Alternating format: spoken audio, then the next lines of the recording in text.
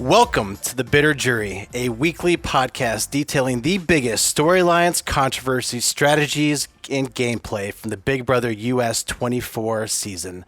My name is Daniel Westhoff, and today we will be breaking down the first 2 weeks of Season 24 of Big Brother.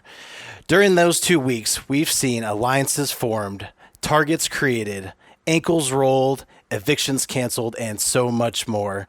And to help me break down all of these stories are two of my friends. First, let me start with the man who is the only other person on the face of the earth to have joined a Westhoff-hosted podcast.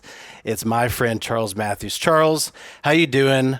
What is your impression of the first 2 weeks of the US 24 season? I'm doing well. Drinking hand as usual. And there's promise. You know, obviously I like a little drama. I've admittedly shed tears a couple times already within the first couple weeks. Which already? I'm sure we'll. Oh yeah, for sure. So no, I'm feeling it. I can't wait to hear what you guys have to think.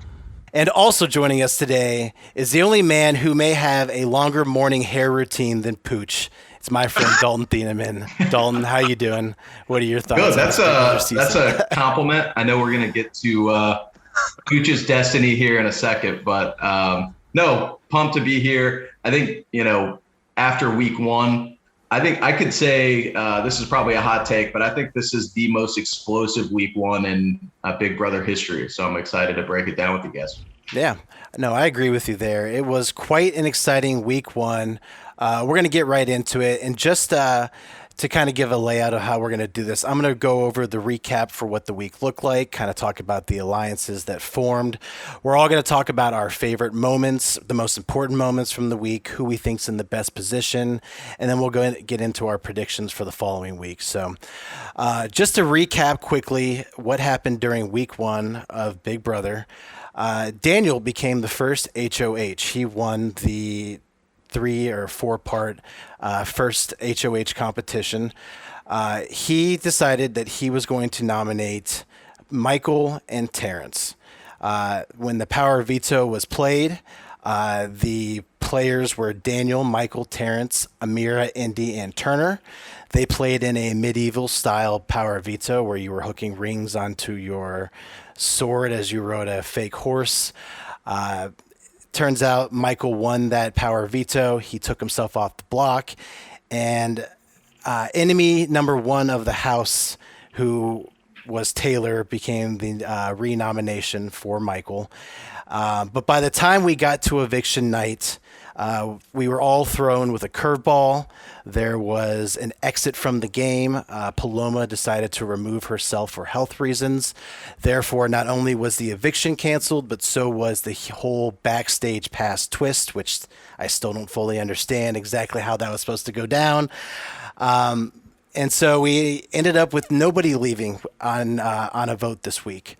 And real quick, before we get into our favorite moments, let me break down some of the alliances that formed. So right off the bat, the first alliance we really saw in the house was Daniel and Nicole. You know, Daniel became the HOH.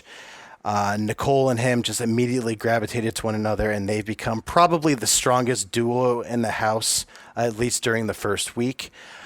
We also saw a very gender-based house split starting to happen. You know, there was a girls' alliance formed, the Girls Alliance. That alliance was basically every girl in the house except for Taylor, because throughout the week, due to miscommunications or just lies started by Paloma, Taylor has really become the main target of the house. Now, on the other side, there's a... Not to cut you off. I don't think Sure. Nicole's in that one, though, right? Yeah, I kind of wasn't sure. She's friendly with all of them. She's not a target of all of them, but you're right. She wasn't in like the, hey, we're going to call it the girls, whatever. She was just, they were kind of like, she's a girl, we're going to protect her, but we're not going to bring her in. So good call there, Charles. She wasn't in the actual alliance named Girls. On the men's side, there was an alliance called Oasis formed. That was basically every guy except for Daniel and Michael. And then final alliance that was formed, this is the one I thought had the most legs coming out of week one. was this alliance that Paloma basically was the starter of. It's had multiple names now because we're recording this during week three's filming. At this point, I'm not even sure what the timeline of the names are. I believe in week one, they named it Mamba, but they had to change that because of copyright. It was named Inception at one point, Bleep at one point, Paloma's Posse. So, but that alliance, it's 3 guys and 3 girls. That is Paloma, Amira, Alyssa, Monty, Kyle, and Michael. So that's really the state of the house after week one. It's really a guys versus girls. There's one secret alliance really strong. There's a house enemy number 1, Taylor. And we had a lot of drama that ended up with no eviction and someone leaving the house. So with all of that recapped, let me start with you, Charles. What was your favorite moment of the week, your most important moment of the week, something you found interesting or important to how the season will play out? Oh man, I know we were talking before we started recording, so I don't know what has happened from week to week, but no. Let me pause you real quick. Yeah. I made this graphic, so I wanted to press the button here, and when I do that, throwing a graphic in already. Paloma was was out of the house week 1. Now you can start. Let's talk about the week. Do you want me to start over? No, we're going to keep all that in. Ahead. That's Okay, cool. That's a plug for everyone to go watch this on YouTube later because there are visuals as well. Perfect. But I think my favorite moments are kind of more of a conglomeration of things. There were some really cool points for me again, and people kind of, letting their personal lives come out, which was really, really cool. But I also obviously hate that Paloma's gone, but I am a big, big, big advocate of mental health. So I'm thankful that she realized and that production realized that maybe taking a step back is the best thing for her. But I definitely, in spite of how things did shake down this week, definitely was sad to see her go from a player standpoint. I don't know if you all remember, but after Paloma and Taylor had the conversation, and Paloma was, so upset after Monty came to her and told her what Taylor had said about her. I mean, Paloma even threw on the tears about how upset she was. And it's like, what she said was true. But so it really kind of showed me that she really was there to play the game. She was one of my picks on the team that we did in episode 1. So it also showed me that, again, she could lie in people's faces and move on with it. But also on the same side, we saw that also kind of, got to her. One other thing for anyone who kind of listened to us when we were experimenting with Big Brother Canada, and I had made a comment that no one could keep their mouth closed in the Canadian season because everybody put everybody's business out there. That definitely happened with BBUS week 1. Again, Taylor and Paloma and Monty and that whole deal. Then, of course, Brittany, telling the ladies that she wanted Pooch gone, but then her telling Pooch all this other stuff, and then Amira getting into it, and just all these names getting thrown around. I'm like, good grief, no one can keep a secret at this point. So that will actually, for me, be something that I look out as things move forward, because I think if people start to pay attention to some of these things, then a lot more distrust will end up coming into the show for sure.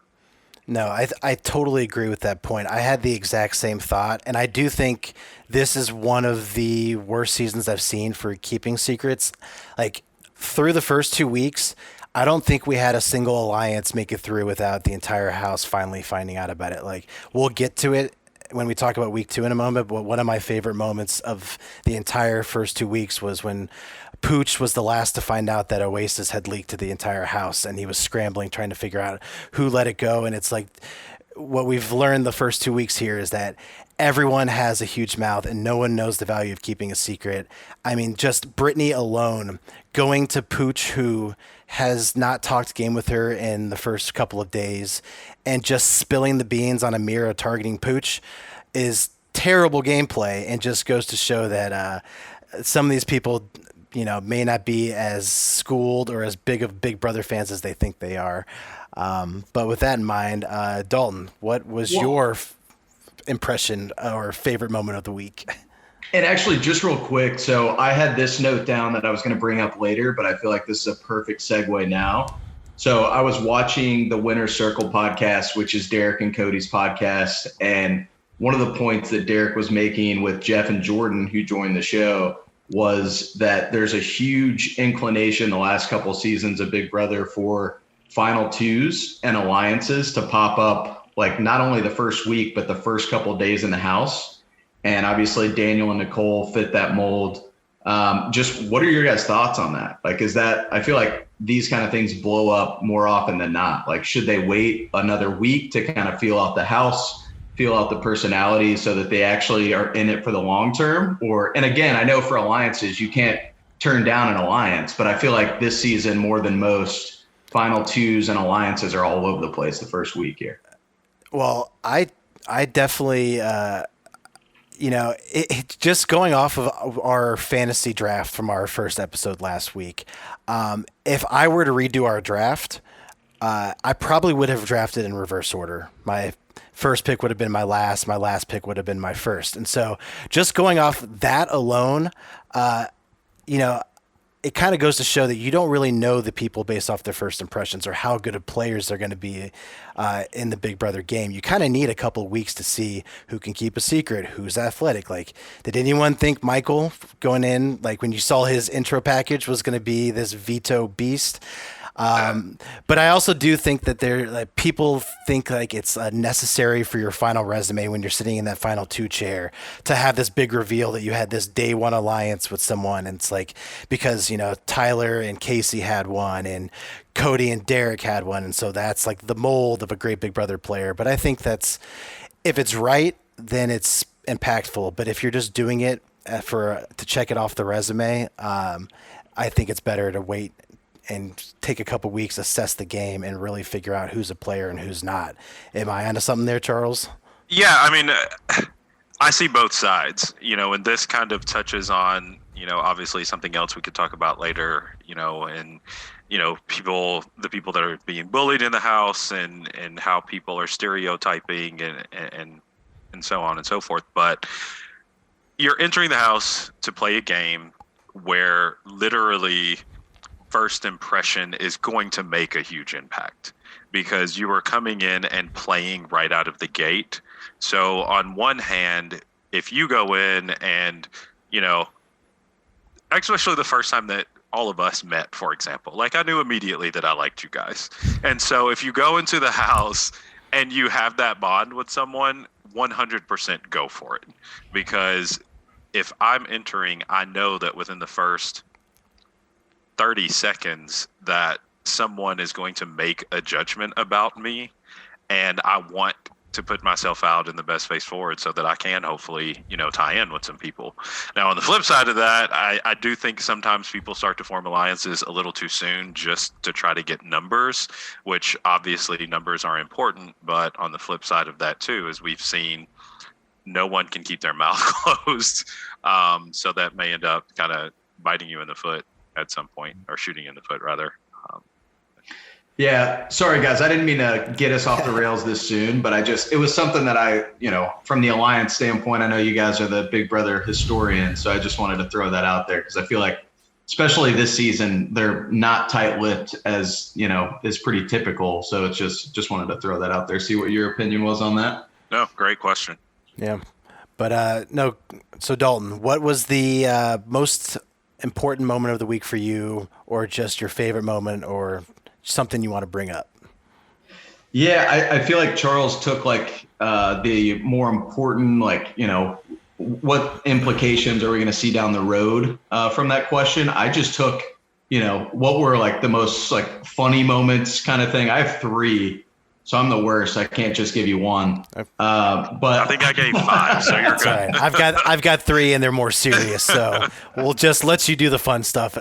Go. Yeah. So Michael, I didn't know kind of how to take him right out of the gate, but he's very quickly become my favorite player in the house. and him throwing out WWJD, what would Janelle do in like going into the veto competition was unbelievable. That was like that's going to go down in history. I feel like Janelle should have, some kind of, plaque or something in the house to begin with. So for him to throw that out in the moment was epic. I love that. Which just goes to show he was the last pick in our draft, and now he's my favorite as well. And I hope he wins the game. So yeah, vomit. And that's how I know. We needed a zag. I was gonna say that's how you knew I was gonna like him if Charles didn't. So yeah, because I'm still out on him. One of my friends, not to cut you off, that loves the show. She and I were talking about it the other day at dinner, and she is all in on Michael, and I am still all out. So it's kind of funny. Well, I just like that he's, socially awkward, but also is just crushing the comps at the same time. And that was something that, him coming into the house, I did not expect that. But he does have that like tall, lanky, like swimmer's body, and he is just dominating. But anyway, I had to get the WWJD moment. That was awesome. I'm sure we'll get to this from like a, character, personality, like how this, may have played into Taylor going up on the block and being public enemy number one. But the dress runway portion, and Westhoff, you can probably touch on this a little further since you actually watch the live feeds, but I feel like the show and, as Big Brother fans, we know, what they actually show in the show is kind of just scratches the surface to actually what happened.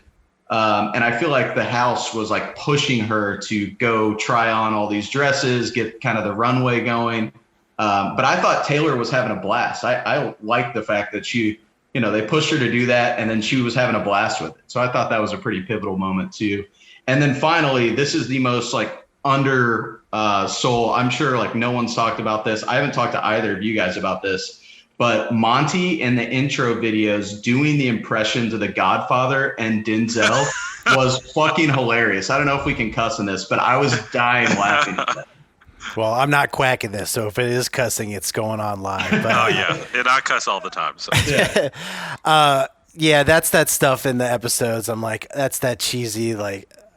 There's a certain part of the fan base, I guess, that loves that stuff, so they eat it up.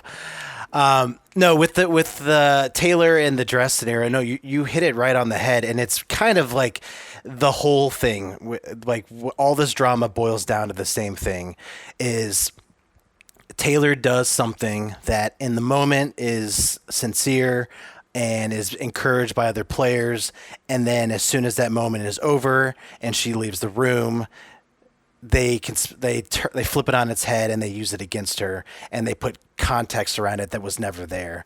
And so like the dress scenario, her dresses came in late. I don't know, maybe they had to go through extra COVID protocols, who knows, but they came in a couple days late, so she was putting them in the closet, trying them on, was being super friendly with everyone, saying like, hey, like my closet is open for anyone can wear my clothes, let me just be the first one to wear it.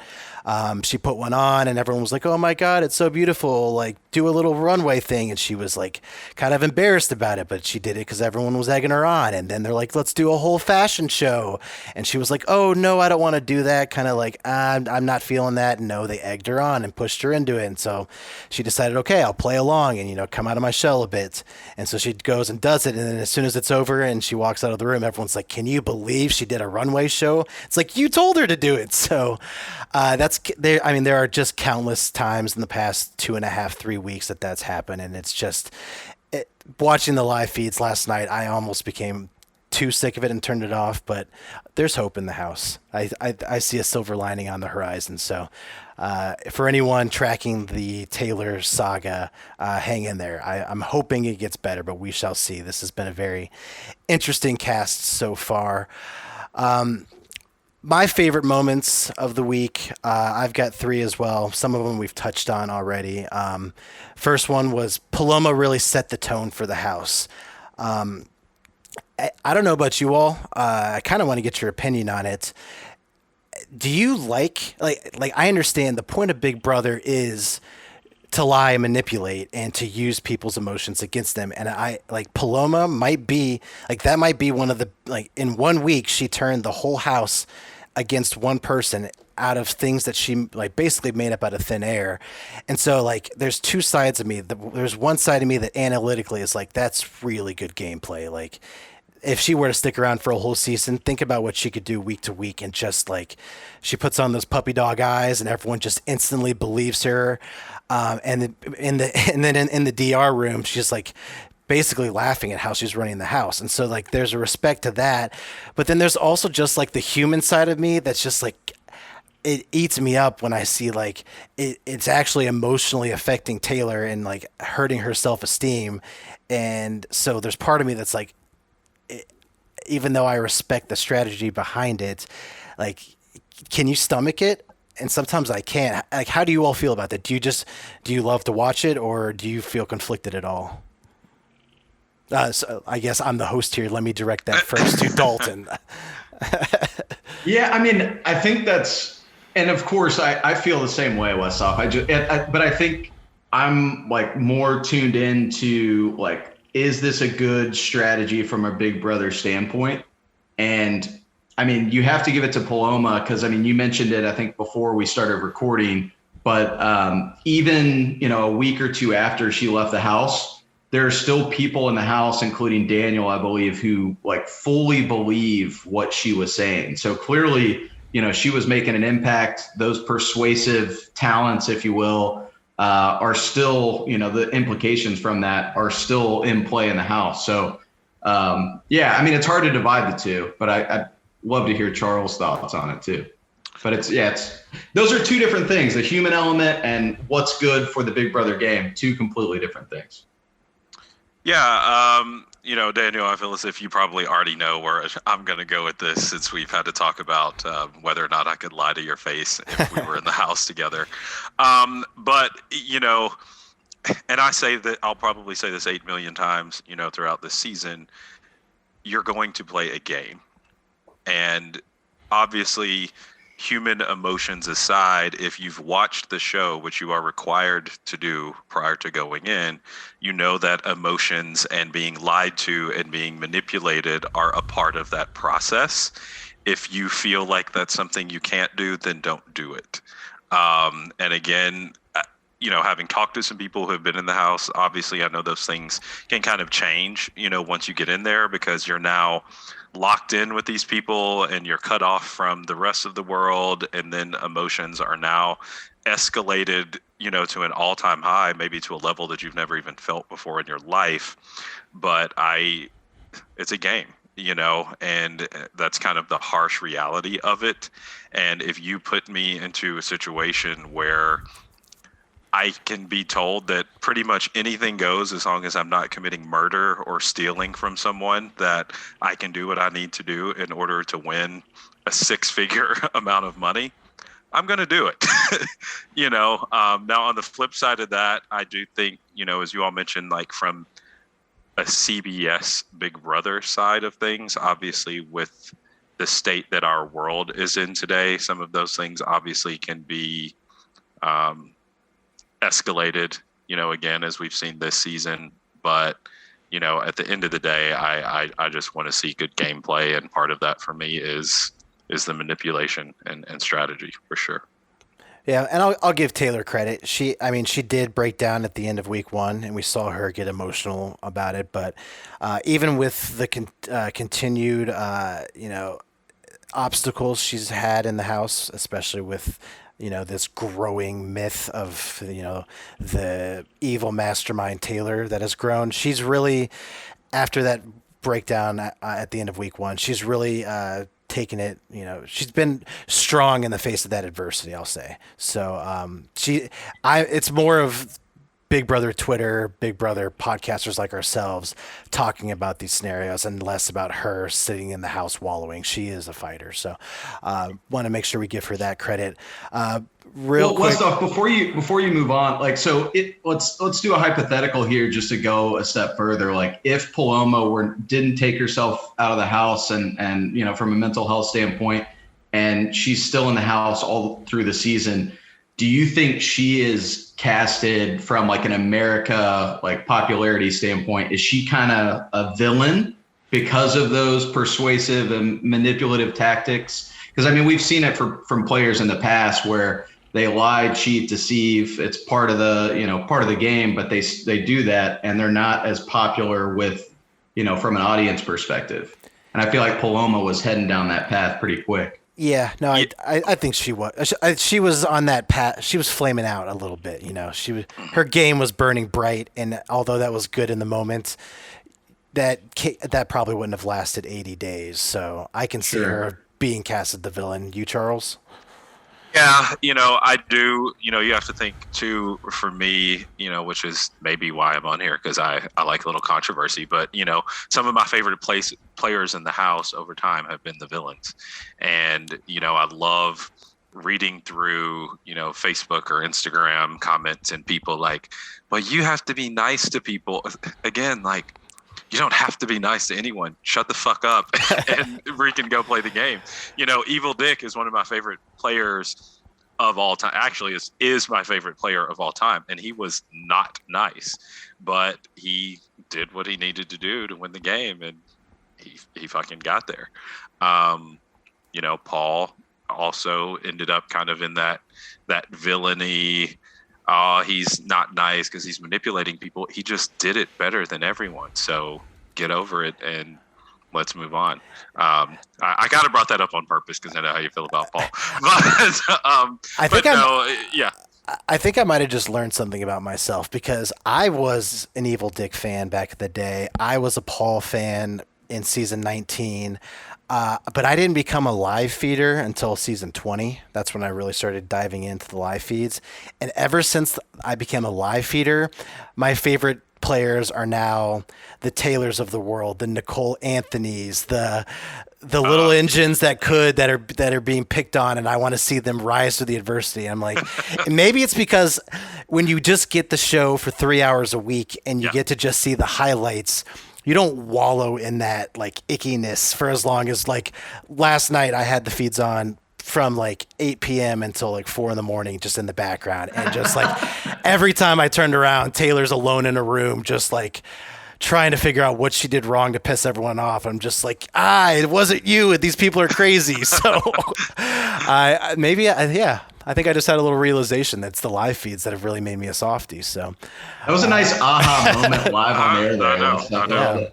Also, just while we're on the like villain part, I know we're like completely derailed from the questions, Westhoff, but I feel like Daniel is low key like a Disney villain, like especially in the first week, not as much the second, but whenever he was HOH, I don't know if it's his hair, like the diabolical laugh in the diary room, or his comments about Michael, where he's just ripping him. Like, I didn't understand like the super fan versus super fan dynamic. Like, wouldn't you want to bring in another super fan and team up with them? But it was like, he was just throwing darts. I don't know. Did you think his evidence for super fandom was a little thin? Like, the only thing he ever brought up was that he held the door and went in last of the four. I'm like, the wink. That was so great. I'm like, I'm a super fan. One, I don't ever really think about, the first person in the house doesn't win. Like, I've heard that somewhere, but it's not something I ever have thought about until he brought that up again.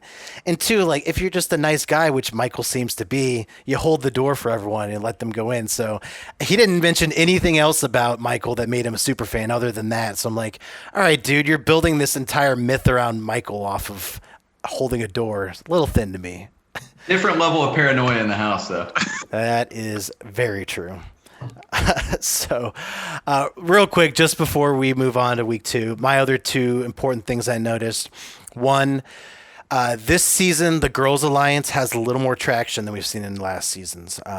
Usually there's a superficial, like 2 to 3 women who are really gung-ho about it, and everyone else is rolling their eyes behind their back and playing along with it. It seems like this season, especially here in this week 1, going into week 2, there's a core of 5 or 6 that really do want to see a Girls Alliance go far. Now, they may not love every girl in the Alliance, and they may be throwing a couple of them under the bus, but there is a core nugget of girls there who are trying to stick together. And so I thought that was at least something to point out. My only other big observation of the week was Daniel wasted his HOH, in my opinion. the value of being the first HOH. I mentioned this in our last podcast. You get a 25% bump in your chance of winning the game. But that requires you to do two things. That requires you to pick a target and make sure that target leaves, and during your campaign around that target, building an alliance, because everyone puts the HOH on a pedestal each week, and so with that extra persuasive power, you should be able to bring in a solid group of people, set the railroad tracks down for some sort of alliance going into week 2, where you hope to shore up that alliance. And I think Daniel really came out of week 1 with, a number 1 in Nicole, which was kind of there from day 1. So he didn't really build that over the week. Yes, he identified a target. It wasn't really his fault the target didn't leave the house. He was going to probably get Taylor out. So check mark there. But he really didn't lay inroads with anybody else besides Nicole that was super solid. Like, yeah, he's got a relationship with the Girls Alliance, and most of the people in there aren't going to target him, but they're not running to Daniel to talk about who should be week 2 target. Like, the only person doing that is Nicole. And so I thought that was really a wasted opportunity for Daniel. Your thoughts, Charles? Well, I was actually going to ask from Daniel to Daniel, what do you think that he should have done differently? I mean, if I were in his shoes, you want to leave week 1 with that 6 to 8 person power alliance. Like, all of us Big Brother fans watching the show hate when it happens because the season becomes boring and predictable. If you have a core of 8 people, most of the time they're winning the HOHs and it's just an automatic week. And if they don't win the HOH, usually it's either hidden well enough or they just have enough sway in the house that all the leftover people can't really rally enough resistance to take out anyone in that alliance. So just at least, identifying a group of people that he wants to work with. He didn't have to make an alliance name and have them all put their hands in the middle, but at least getting a loose group of people together that had a common goal. Like, you got to leave week 1 with that, because as soon as your power's done, now you're just gonna fade back into the house, and so you're just another player, and you really need that alliance to support you.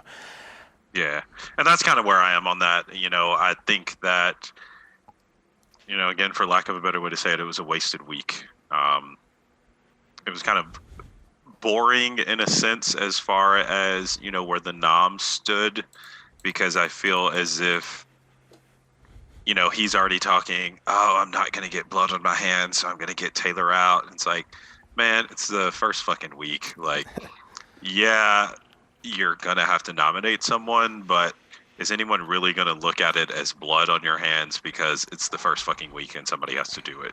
And I think he kind of got so concerned with, oh yeah, I'm going to make a big move and I'm going to do this. And really and truly, things kind of fell into his hands as far as who got nominated, I felt. Yeah, that week 1 HOH, you have the perfect excuse of, I don't know you very well, I just have to pick someone. You can kind of get away with it. But for those of us tracking the Daniel villain arc, I do think it was a little bit of future karma coming into play when all 3 of his nominations stayed in the house.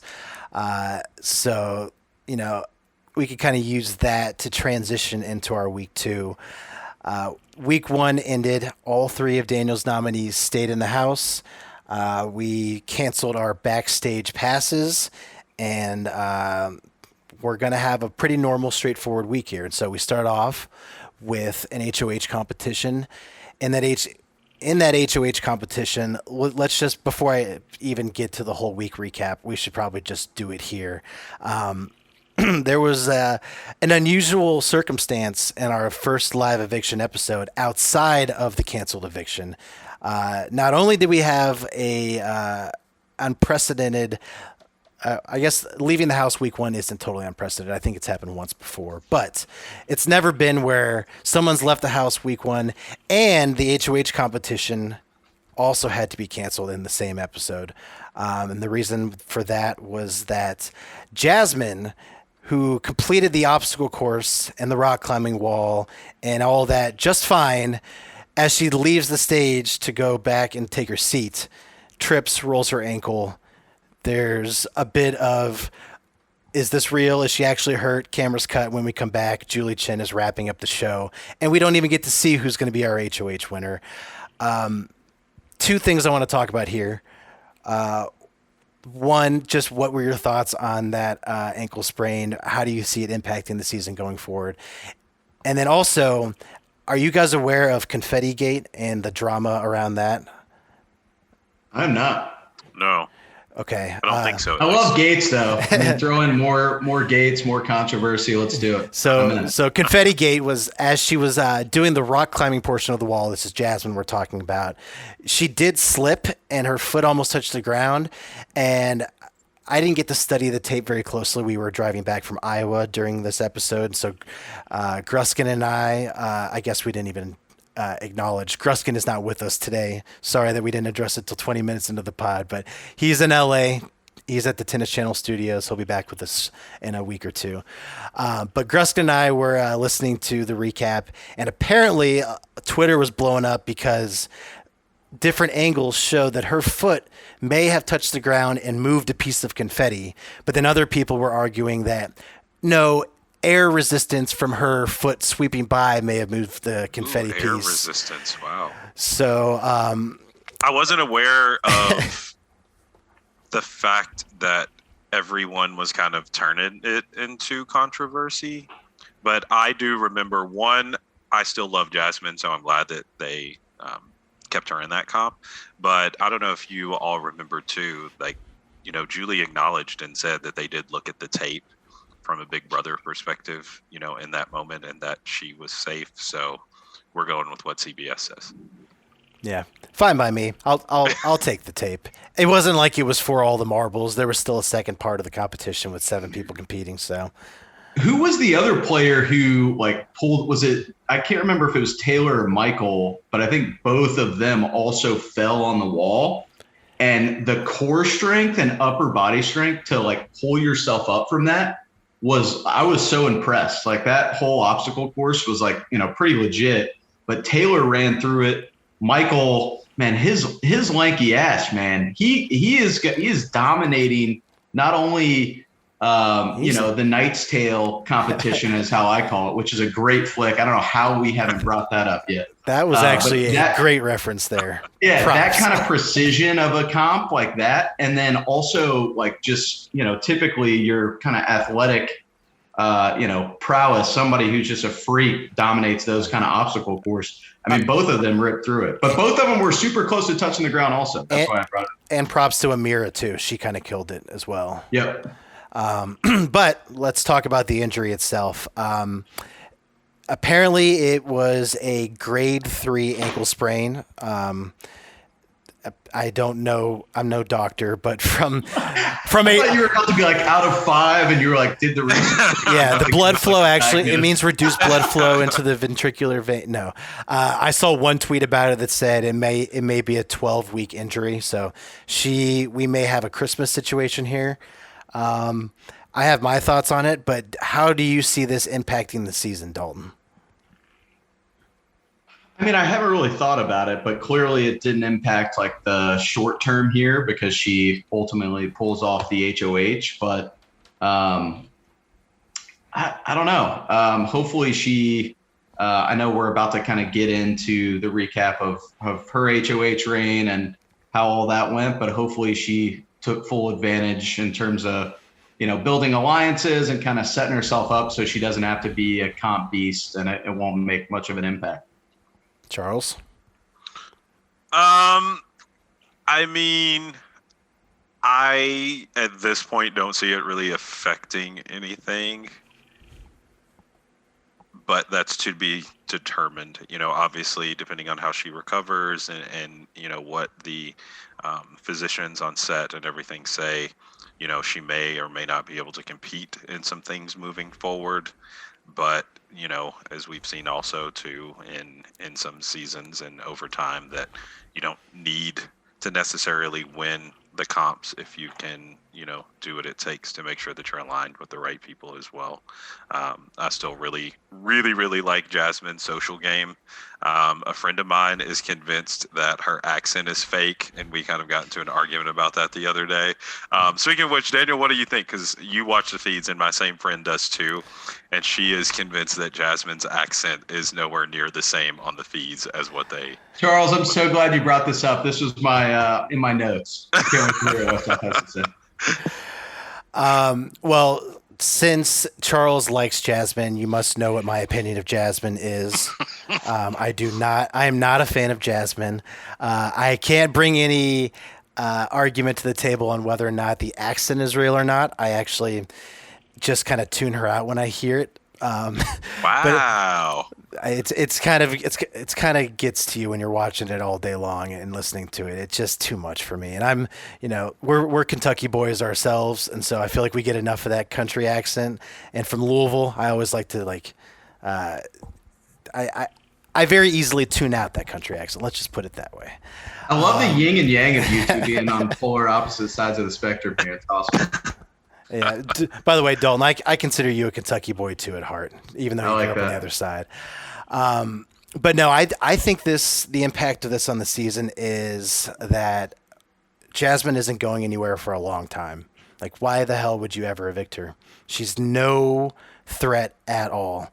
And if it's any indication from her HOH reign, she's not very strategic either. And so I see her kind of like Christmas. She'll probably be there in that final three, and then it'll just come down to whether the other person is a better cut or not for the person who wins the final HOH. But I feel like it's not going to impact Jasmine as much as it would Christmas. Christmas being kind of a physical beast, right? Yeah, I mean, if you mean that Jasmine probably wasn't going to win as many physical competitions, probably true. And she'll still have chances at the mental comps or strategy comps and whatnot. But as we saw this week was basically a Big Brother Canada power veto competition because the head of household didn't play because Jasmine had to sit it out. So let's actually get into week 2 since we're getting to that point already. Just for recap purposes, Jasmine did end up winning the head of household. She ends up nominating Taylor and Pooch. This was not really her initial idea. Taylor was probably the house favorite to go up, but the idea for Pooch going up against her came from Pooch himself. He pitched an idea of him being a pawn. Now, he wanted it to be someone besides Taylor up against them so that they had a better chance of winning the power veto and backdooring Taylor. That was kind of the plan for the week, was Taylor's going to be a backdoor plan, or I guess not for the week. That was the initial pitch from Pooch. Taylor would be a backdoor plan. But just before nominations, the House kind of convinced Jasmine that really Pooch should be the main target and that the Taylor play should just be kind of a front. And so she does end up nominating Taylor and Pooch. There's a power veto competition where Jasmine, Taylor, Pooch, Terrence, Michael, and Amira play in a mermaid style. They were all like seals pushing balls around with their nose, trying to get them in the holes. Michael wins his second power veto in a row after coming in second place in both HOH competitions of the season, already cementing himself as a competition beast, at least early this season. He does not end up using the power veto, even though he did have an inkling to maybe protect Taylor, but he decides that the plan to surprise Pooch was strong enough, keeping the nominations the same. So he does not use the power veto. And although we are recording this some 4 hours before the eviction episode, we here already know that Pooch does end up leaving. It's on a 12-0 vote. And so Pooch eventually becomes the second evicted house guest. Well, first evicted house guest, but second house guest to leave the Big Brother house. I guess before I kick it over to you guys, just a real quick update on the alliances at this point. really, it's still guys versus girls.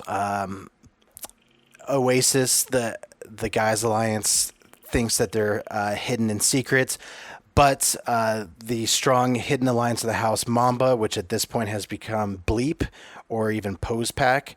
That's Paloma, Amira, Alyssa, Monty, Kyle, and Michael. They have ratted out that Oasis alliance to the girls, so now the girls know about the guys alliance. Alyssa, who has a very strong crush on Kyle, and there's a budding Of romance course she there. does. She has spilled the beans about the girls' alliance to Kyle, and so now all the guys know about the girls' alliance.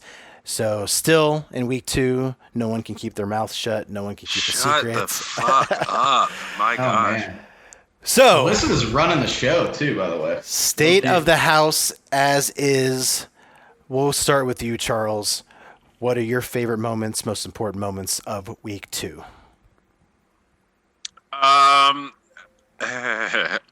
One, I would have to say Pooch volunteering himself to go on the block like a complete dumbass.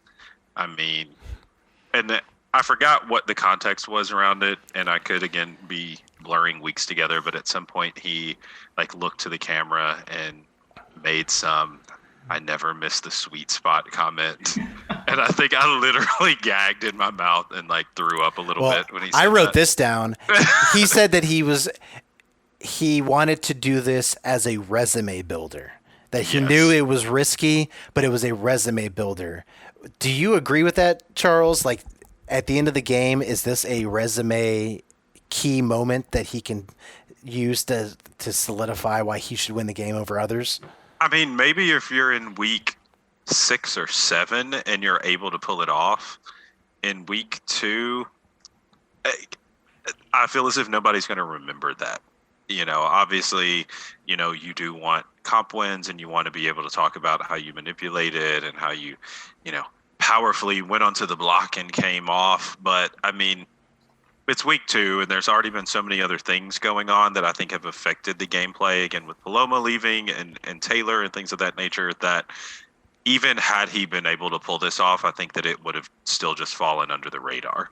And I think, you know, with the type of personality that he has and from what I've seen so far, I feel as if it also could have set him up for future failure, where he would get to, you know, again, week 7 and say, oh, I did this once, I can do this again, so that I can do another power move and then get his ass voted out. But, you know, as we've seen, he's not going to make it that far.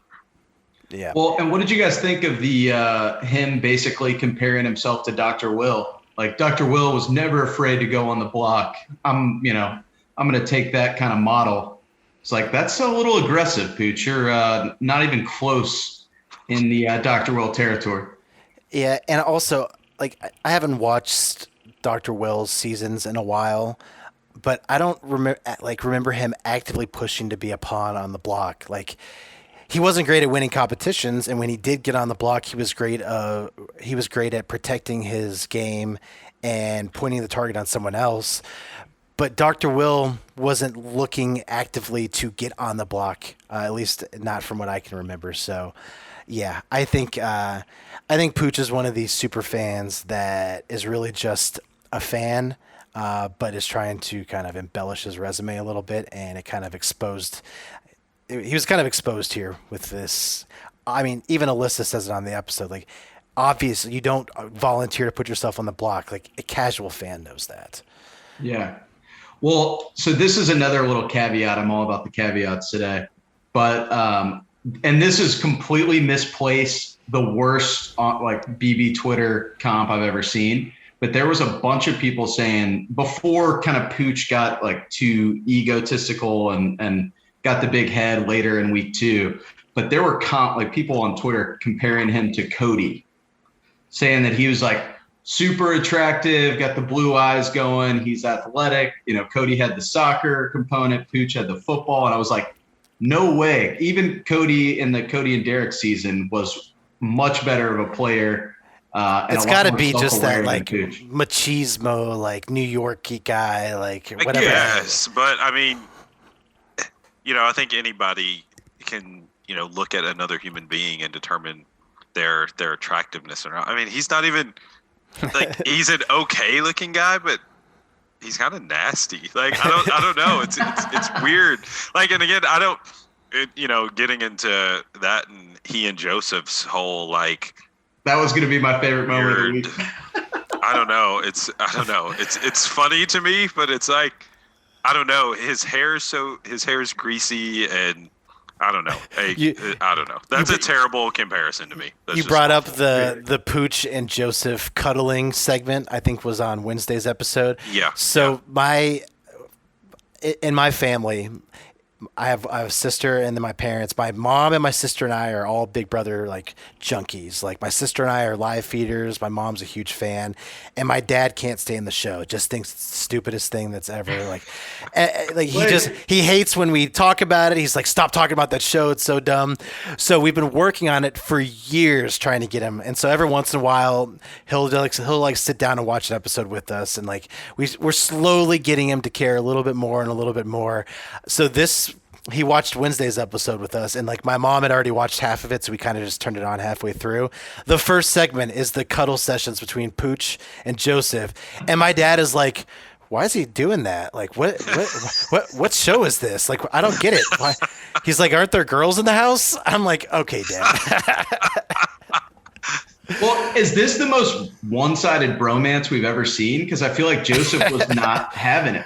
Yeah, those weren't initiated by Joseph. I didn't think at all. That was all Pooch. Yeah, well, and then Pooch, like there was like the clip where Joseph tried to initiate the like whatever, and Pooch was like, "Oh no, I'm the dominant one." The dominant. Maybe it should have been Pooch and Joseph instead of Pooch and Turner, even though that was the better duo name. Yeah. So, well, speaking of Turner, you guys know about the Turner. Controversy is strong, but the thing going around Twitter with Turner, no, I don't think so. And it's not even just Twitter. Like the players in the house are bringing it up as well. It's the frequency with which Turner showers, and it is not often. Oh yeah, I saw this. The players not often. The players in the house are actively telling other players, like, hey, like if he's in the room, don't let him lay on my bed because he hasn't showered in days. And see, that's the impression I get from him. I actually wrote one of my notes, and whether last week, this week, word for word, Turner's stash gross is what I wrote. I can't. Yeah, this would be my biggest fear is like going into the house and whatever habits you don't even like in your head think about that people would judge you for. When you get out of the house, they're going to be presented to you on the plate. Turner's going to come out and he's going to be like, I didn't even realize I don't shower that often. Like shit. Completely unaware. Well, they even showed I think they zoomed in on his feet on the Wednesday episode. Oh, and they were like zoomed in on what? His feet. The bottoms of his feet. Oh, yeah. I'm glad I didn't see that. Yeah, it was pretty subtle, but it was like, oh, what is going on there, man? I don't like feet in general, so I would have probably stopped watching. Oh yeah, do not go back and search for that thing. It is disgusting. All right. So, all right. we've talked about Pooch nominating himself. Dalton, what's an important moment of the week you've got for us? I had the Joseph and Pooch bromance down. I think this is probably more important, and I know Westhoff, you mentioned maybe after live feeds yesterday, this may not be the case, but I feel like Taylor really took advantage of being on the ropes in week one and kind of gave out a breakout performance this week. She was, kind of making a jump, gave it a run in the veto comp. And just from like a personality standpoint, I think she's putting herself out there. She's still having fun. She didn't let, kind of being beaten down the first week and being on the outs, get to her, at least, from what we've seen on the show. So, I felt like it says a lot to her character and how long and how far she can go in the show, bouncing back in week two. Yeah, no, I totally agree. She didn't let the absurdity sometimes of week one where everything she said somehow got turned into something evil. It didn't prevent her from going and trying in week two to continue to make inroads with people. And it's paying off, she's seeing it pay off with Brittany, with Michael, a bit with Nicole. There's still the mean girls, Jasmine and Mira. They still can't stand Taylor, and even when they are talking about taking out Pooch, it's more of like, and then we'll get Taylor out next. But it's one step at a time in this house, and you can't change everything overnight. So, no, totally agree with you there. Big important moment I have written down. So with the Mamba bleep, whatever, from now on we're gonna call it Pose Pack. The Pose Pack Alliance. One more time. That is Paloma. Well, it was Paloma, Mira, Alyssa, Monty, Kyle, Michael. With Paloma leaving, there was a vacancy there. So the big event this week, at least in Alliance building, was that Nicole was brought in as a replacement for Paloma in this Pose Pack. The way she was brought in was a little messy. Everyone wasn't really on the same page. Monty was really the driving force behind bringing her in. And I think he came to regret that a little bit because, a day or two after she becomes part of this alliance, she's already this was the only secret alliance in the house now, the one kept secret. By bringing in Nicole, she's already ratted it out to Daniel. So now we've got a leak. And Nicole, even though they brought her in, she's kind of running the alliance now. And Monty is really seeing his say in the alliance or his influence over it be reduced because Nicole has now becomes a driving force there. So I think that's a big development from the strategy side of the game because that was really the power alliance of the house. And so now there is a little bit of distrust and the alliance is a little shaky, at least more than it was in week one. Any other big moments you guys want to bring up before we talk about whether the right players were targeted and evicted? Charles, you got anything? No. No, I can't think of anything off the top of my head. I'm sure as we start to wrap up and talk, something will pop up, but I'm good. Sure. Dalton? Yeah, I have the list of final twos, so I just wanted to kind of just read them real quick and get your guys' opinion on who you think is actually going to go the distance. Kind of to my point earlier, I feel like there's so many alliances. I think I've got 8 alliances down that kind of were created, most of which have already blown up in the first 2 weeks. But final twos, so Jamira, Jasmine, Amira, Tooch, Turner, and Pooch. Blue-eyed Bash Boys, Pooch and Kyle, obviously. Hold on, are you making up these names or are these real names that people have given them? These are real names. These are real names. I was kind of hoping you made them up. Yeah, so what'd you say? We were kind of hoping you made them up. The Blue Bash Boys, that was pretty good. I wish I was that creative. So Keichel, Kyle and Michael, Conti, Kyle and Monty, Breichel, Michael and Brittany, and then the Rogue Rats, Nicole and Daniel, which has got the most coverage during the episodes. So of these final twos, Westhoff, were you aware of all those final twos? I know that they're pairings. Are you saying these people have actually made final twos? Yeah. Like actually going the distance here. No, I guess I wasn't aware as all of those were as official as they are. If I had to pick one, Michael and Kyle would be my favorite there. I think Daniel and Nicole are the most loyal to each other, but I don't see them being the best game players duo-wise that you listed. I think Kyle and Michael, not only with the competition threat that they are, but I see Michael being super strategic, and Kyle's not bad himself.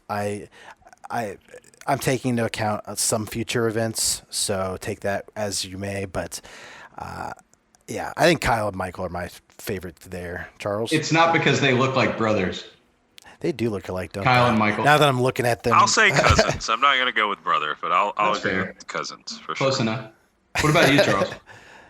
I being that I still don't like Michael, I will admit that, in that list, that is a very, very strong pair, if they can remain loyal to each other. But right now, there are 2 that kind of stand out to me from that list. I do like Nicole and Daniel, regardless of if I think that Daniel looks like an 80s porn star or not.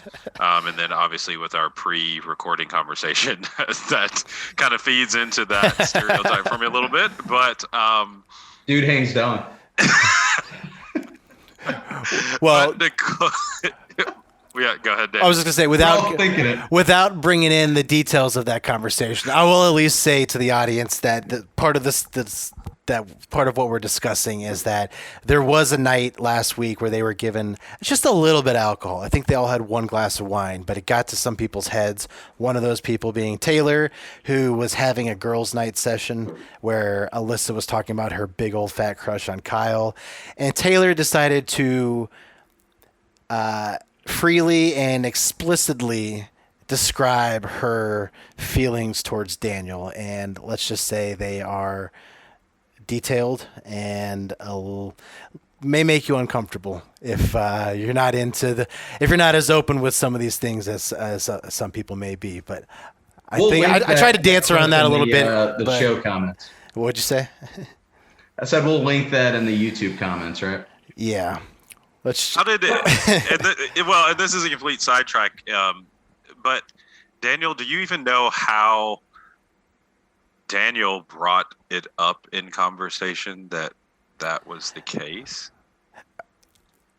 The package that he brought? Oh, he brought them? Yes. Okay. Okay. All right, It's fine. No, I just didn't know how it came up because I didn't know if he, just walking around the house. Obviously, I'm sure, they're swimming and bathing and all that sort of stuff together, or if he just, was humbly bragging and saying, "Oh look at me." I didn't hear his end of the conversation. This came from Taylor describing what she heard from him. Mom, if you're listening to this, mute it now. What we're talking about is he brought custom-made condoms with him to the house because Magnum condoms weren't big enough. There. Now we put it out into the world. Well, and is this the most these are the last two people that I would think would get together if I were to and maybe not last, but definitely not top five. It's a one-way highway. Not happening because it's a one-way attraction, right? Because Daniel has nothing to do with her. He doesn't. Daniel despises her and blames her for Paloma leaving, and she has a big old fat crush on him and wants to see these custom Magnum condoms. So anyway. I don't see it working out. But it's the Big Brother house. Expect the unexpected. We'll cover this in the Bitter Jury After Dark. That's what we need. I feel like this is the only episode we've ever filmed during the day, and it's the one time we have After Dark content. Oh gosh, no, and again, we're on a complete sidebar now, which is what I guess makes this amazing. But I have no issues with those conversations, but those conversations just in general. Actually, a friend and I were at Kings Island on Friday, and after a few drinks, we were having some really off-color combos. But this is a friend that I've known for years, and we are super close. I don't know, random conversation with people in a house, and taking custom-sized condoms is just I don't know. I can't get there, even though I have no issues. Anyway, back to the question at hand. Nicole and Daniel, I do like them. I feel as if they've also already this early into the show and the season have shown that they are going to be loyal to each other, which is extremely important to, a two-person. I do like Jasmine and Amira together, though.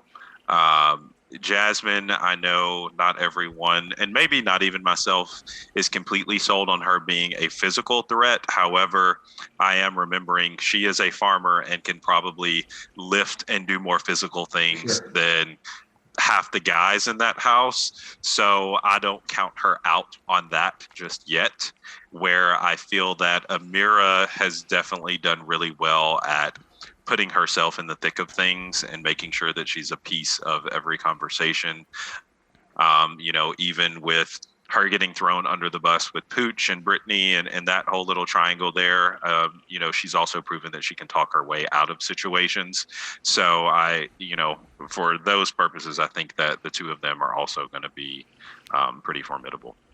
Well, and not to mention Amira was a legendary jouster in the Knight's Tale count. So. That is true. Very good, yeah. Well, kind of on that topic now, let's just go ahead and get into it. let's talk about which player we think is in the best position at the end of week 2. Normally, we would do a whole segment on was the right player targeted. I think it's obvious. Like Pooch nominated himself. He's an athletic dude who was everyone kind of liked in the house. Good target to get out. I don't think there's too much discussion to have there. But let me throw this question to you, Dalton. At the end of week 2, with the remaining 14 players in the house, who do you think is positioned best going into week 3 and the rest of the game? I have to say Michael. I know we've kind of touched on this, and this may be just kind of a classic answer that everybody expects, but I just did not expect Michael, not only from a comp standpoint, to perform at this level, but after the first week, there were a couple different clips in the episodes where Michael was trying to insert himself and talking game with players. And like, it was so obvious that he kind of had that social awkwardness that he was left out. But I think, we've seen after he, won both vetoes, he tried to throw I don't know if we talked about this, but he tried to throw that to Taylor there at the end so that he didn't have a target on his back. But he wins the 2 vetoes. He's in a couple alliances. He's a couple final 2s as well. I really like where he's at from a polling standpoint heading in, to the rest of the season. Yeah, no, I agree with you. I listed 3 here just so I'd have one if you two named 2 that I liked. Michael's number 2 on my list. Charles, who is on your list? Dang, I was hoping you would go ahead and list yours. My heart wants to go with Nicole, again, just because she's on my drafted team. But I do feel as if Amira is in a bit better position right now. Again, truthfully, my first impression of her, from a game standpoint and her intro in the first, couple of minutes that we got to see her on camera, I didn't think highly of her in the sense of gameplay, even though I didn't necessarily count her out. Now I'm kind of taking a look at her, and again, she's been inserted in many of the conversations that I've seen. Again, I don't watch the live feeds to the extent that you do, Daniel, but I'll poke in here and there. I feel as if she has a really good pulse on things, but people aren't talking about her in any negative fashion.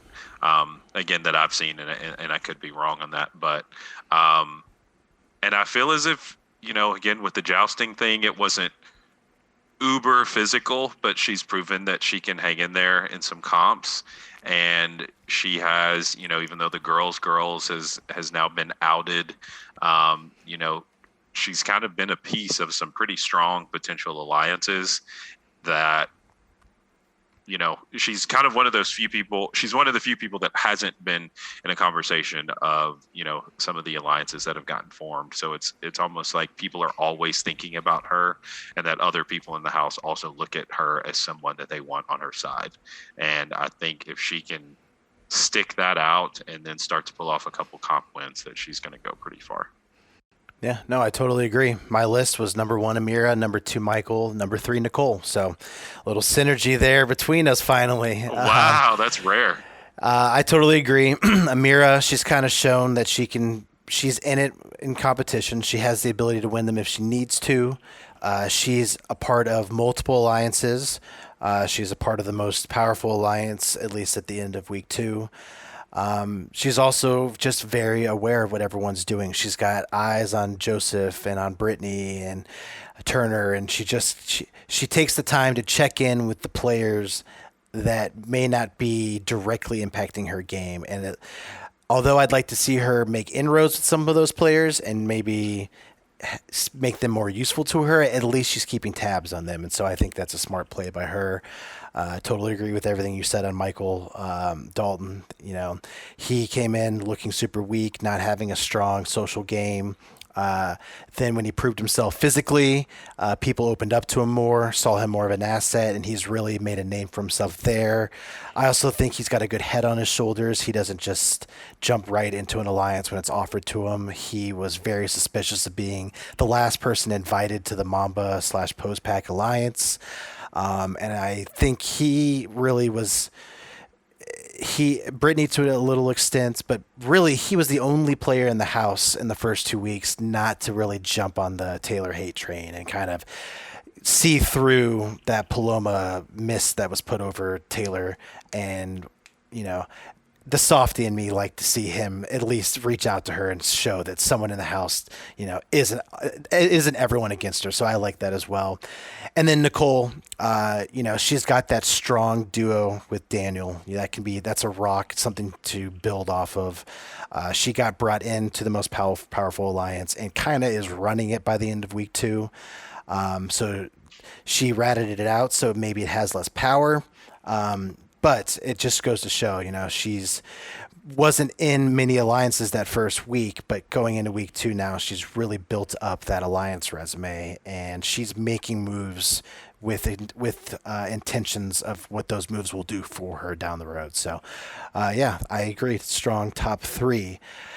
That's really all I've got here in my outline. Any other points you all want to touch on before we wrap up our first 2 weeks here?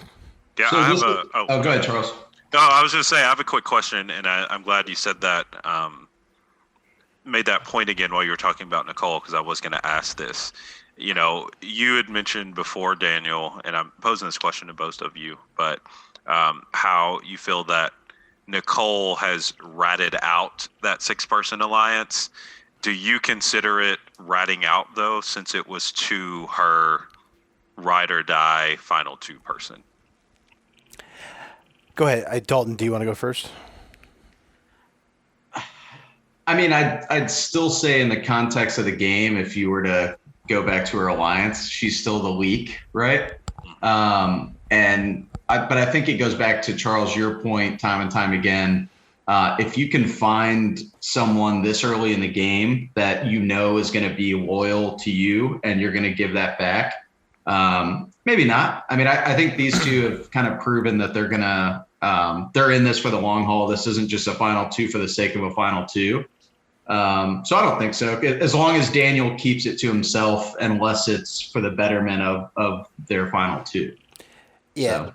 I agree with that sentiment. I think there's a good I agree. Actually, I think I totally agree with you, Charles. It probably isn't right to describe it as ratting it out, because ratting it out implies that it's a leak that will help take down the alliance because it's become public.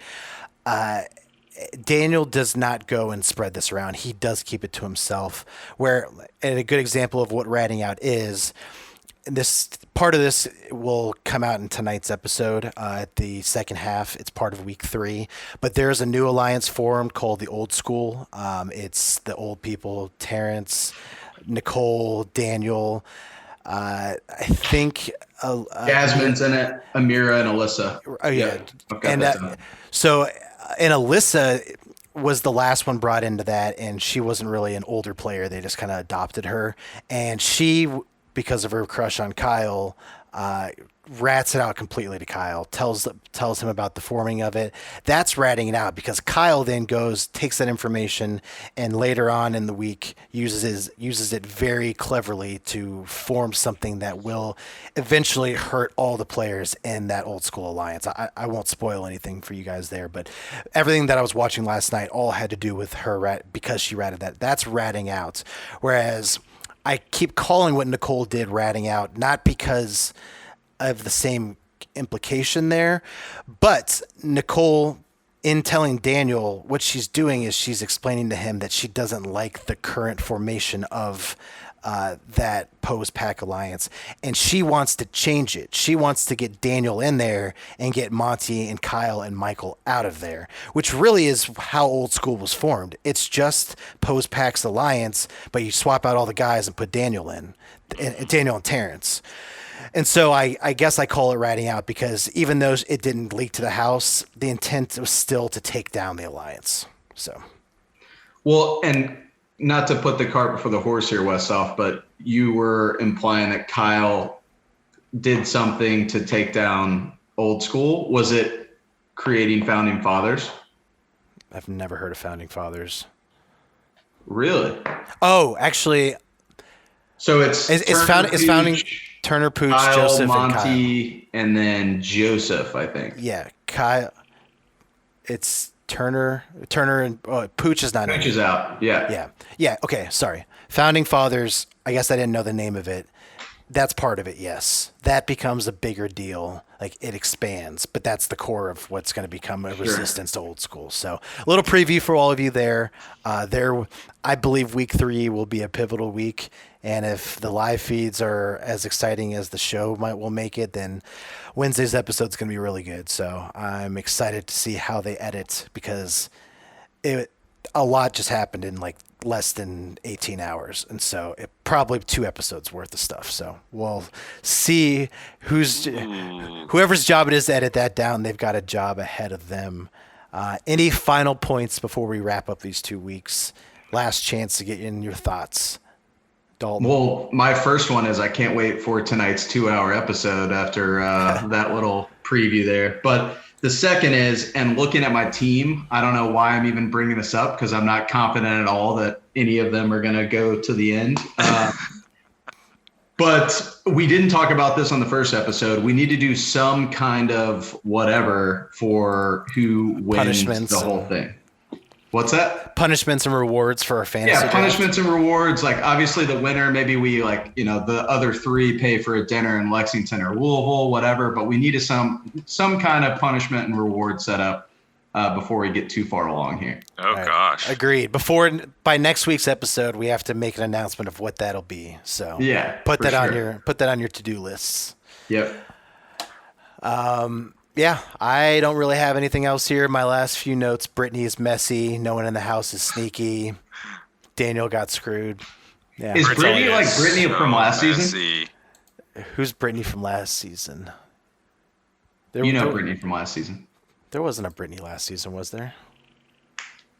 Yeah. Oh, what'd she look like? Oh yeah, was that her name? Brittany, the dancer. Yeah, the one that the cringy raps and everything. Yeah, see, I couldn't forget that. Exactly. I pushed her out of my brain. Like, completely took that out of your memory. Yeah, she was annoying as fuck. I shuddered now thinking about her rap during her eviction speech. Annoying as fuck. And to answer that question, Brittany's on my draft team. I still have hope for her, but I do agree messy is a good word to use. She kind of reminds me of like a mom who randomly got an application for Big Brother filled out by her child, and she's just excited to be there because her child is watching her back home now, and she just wants to do everything she can. And I just thought of that as I was saying it, but I mean, that's how I look at her. Like, I had all this hope, and she's going to be great, and she's a hypnotist and knows how to talk to people, and it's just, oh my gosh, I'm so excited, and I'm going to tell everybody everything, and we're just going to get all this joy and happiness, and I test toys. I mean, what the fuck, Brittany? Come on. Yeah, that was an epic fail. I thought both Kyle and Brittany came into the house with that level of enthusiasm, and I feel like, Westhoff, correct me if I'm wrong because you're the live feeder, but I feel like Kyle has kind of toned it back finally. He's like, I need to actually be a little more strategic. Brittany has continued to elevate that level of, whatever. So not going to be good for her long term.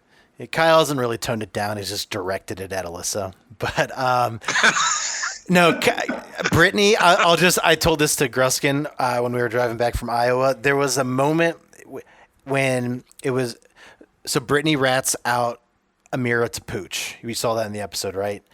And so Pooch immediately goes to Amira, tells her what happened. So now Amira knows that Brittany ratted her out. And so there's this moment on the live feeds. I was watching it happen. She and Jasmine are in the back room, and they're like, we got to go call out Brittany. Or not call her out. Let's go test her. Let's bring it up slyly and see if she admits to doing it. And so they go out there, and they have this conversation with her, and they start like dropping hints like, oh, like I've been hearing things that people are saying I want to target Pooch. Where could that have And come they from? showed part of that. Remember? Yeah, on the they did show it. Yeah. That you know exactly the conversation I'm talking about. And when I tell you it was the most cringing thing I've ever seen, Brittany's reaction where she's trying to figure out whether she should cop to it or if she should keep lying. She's a terrible liar, and it made me so uncomfortable to watch her that I had to change the feed. I was like, I can't do this anymore. It's hurting me. And so I changed the feed to the other because they only show 2 feeds at once. And when I go to the other feed, everyone's sitting at the kitchen table doing beats with their hands while Terrence is about to drop a rap. And I had to turn the live feeds off. I was like, I can't, like, both feeds are cringe right now. I can't watch either one of them. So Did you see any of the rap? Because I'm curious how he was. no, I couldn't do it. It was either Terrence was about to rap or Turner was about to. And either way, I was like, I don't want to watch this. So not a lot of good options. See, I keep waiting for Terrence to have like his breakout moment, but I feel like he's like not really playing the game yet. yeah, he's what he's done is he's found a safe space in the Girls Alliance, like girls plus Daniel and Terrence, where he doesn't have power, but he's safe. And so he's like, all right, I'm going to chill here for a while and just wait till things get a little more rocky. So I respect what he's doing. It's just he's not helping his game down the line. He's just staying safe. Yeah. Which honestly, that's what I thought that he was going to do whenever I picked him. I thought he was going to float and play the Cliff Hogg game, just kind of, be likable, be the old guy, and maybe get hitched onto an alliance that they'll take him because he's not a huge threat, and that'll be that. So, yeah. Well, I'm excited for week 3 to happen because there's so many things I want to blurt out right now about strategies and alliances that have taken place. So let's wrap this pod, and we will get to all of that next Sunday. So for now, we're going to sign off here. We've got a 2-hour-long episode tonight, and then we'll see how the rest of week 3 plays out, and we'll be back here again on Sunday. But in the meantime, let's wrap this now. I want to thank my co-hosts, Charles Matthews, Dalton Thieneman, for joining me here today. We will be back with you again next week, and until then, I don't have a sign-off line, so thanks for watching, and we'll see you all next time.